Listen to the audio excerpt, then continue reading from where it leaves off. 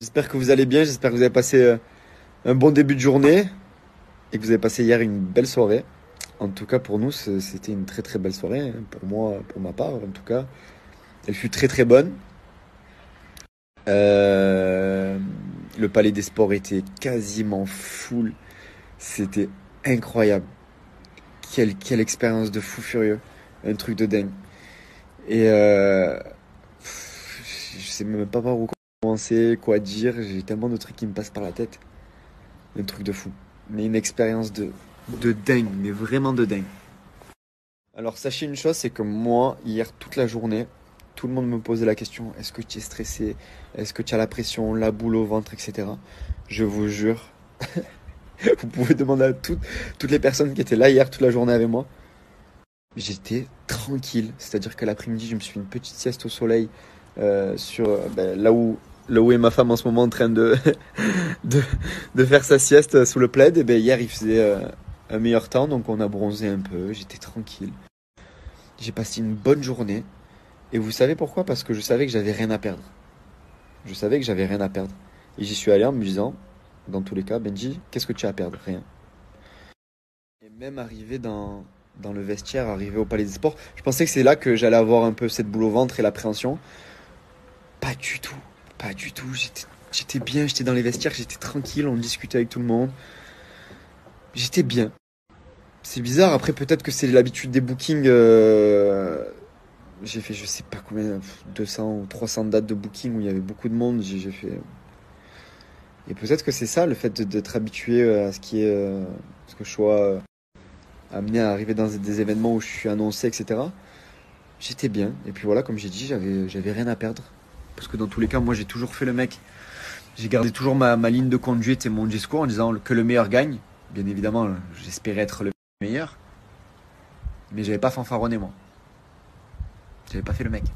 Et, euh, et donc je me suis dit que c'était lui qui avait le plus à perdre parce que bon, il avait proposé des octogones à tir à l'arigot. Et qu'il avait, ben voilà, il avait à cœur de bien démarrer ce nouveau chemin de vie comme il le dit si bien. Et que du coup, pour moi, c'était un challenge et que voilà, je prenais le truc et puis que le meilleur gagne. En un mois, avec seulement un mois de préparation, j'ai commencé la boxe le 9 mars. Lui, ça fait un an et demi qui fait un peu de leçons, qui s'entraîne, qui prépare un peu un combat qui allait arriver, mais qui est arrivé. L'outsider. L'outsider, c'est ça. Ne jamais vendre la peau de l'ours avant de l'avoir tué. Et hier soir, ça a été une belle leçon pour toutes les personnes qui manquent d'humilité. Même si je sais que c'est son personnage, il est comme ça.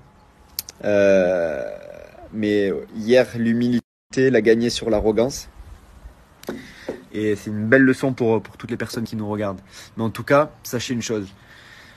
C'est que Dylan, il a une grosse paire de cojones entre les jambes. Pourquoi? Parce que pour venir à Marseille combattre, dans le Palais des Sports de Marseille, avec un maillot qui ressemble très fortement au maillot du PSG, avec la musique de Paris, venir tout le Palais des Sports le huer et il a gardé la tête haute. Il s'est blessé au bout de quelques secondes du premier round et il n'a pas abandonné.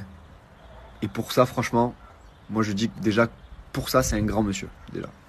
Je vais vous parler très honnêtement. Cette histoire de blessure, je pense que ça aurait rien changé au combat.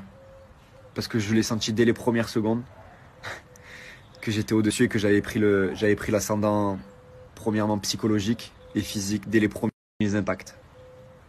Cette histoire de blessure, bien évidemment, c'est très malheureux. Se déboîter l'épaule, c'est horrible. Hein. C'est horrible, ça fait mal. Il est resté jusqu'à la fin. Déjà, bravo à lui. Pourquoi? Parce que s'il avait abandonné dès le premier round, on aurait dit, vous avez vu, c'est tout bidon, les combats, etc. Il y en a qui auraient pu penser que c'était, comment dire, pas truqué, mais genre que c'était arrangé ou quoi. Le mec, il a pas lâché, il a pas abandonné. Et il s'est battu jusqu'à la fin, donc bravo.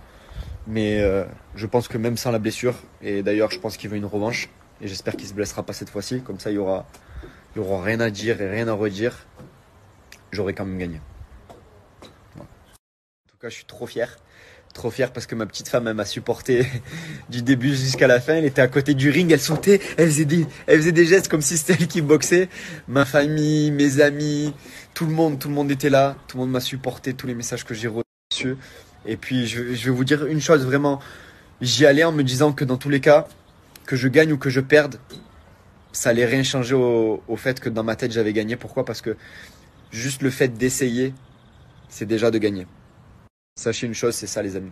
C'est que pour les personnes qui échouent, il faut se dire qu'à chaque fois, c'est une victoire parce que si vous échouez, ça veut dire que vous avez essayé. Et ça, c'est très important. C'est très très important. Et c'est pour ça que je suis allé là-bas en me disant que dans tous les cas, que je gagne ou que je perde le combat, j'avais gagné pour moi, personnellement, parce que pour toutes les personnes qui ont pas pris ce combat au sérieux, qui nous ont critiqués, qui étaient là, voilà, les mauvaises langues. Voilà. On vous a montré que on a fait de la boxe, on s'est préparé pour boxer. Il n'y a pas eu de pitié. Voilà. Sur le ring, c'était deux guerriers, deux sportifs, deux boxeurs qui s'affrontaient. Il n'y avait pas de cadeau. Et voilà, la récompense, c'est que le palais des sports était plein. Tout le monde a parlé de ce combat. Tout le monde a parlé de la boxe anglaise en France. Tout le monde a parlé de ce gars-là. Et donc, du coup, qu'on ait parlé de nous, on a parlé aussi des boxeurs qui étaient là avant. Tous les boxeurs pros qui ont combattu au Palais des Sports devant des milliers de personnes. Ben, peut-être que sans nous, ça n'aurait pas été possible. Donc, si on a pu, grâce à notre combat à nous, amener de la visibilité sur ces boxeurs-là qui sont pros aujourd'hui, eh ben, c'est aussi une grande victoire. Et la plus grande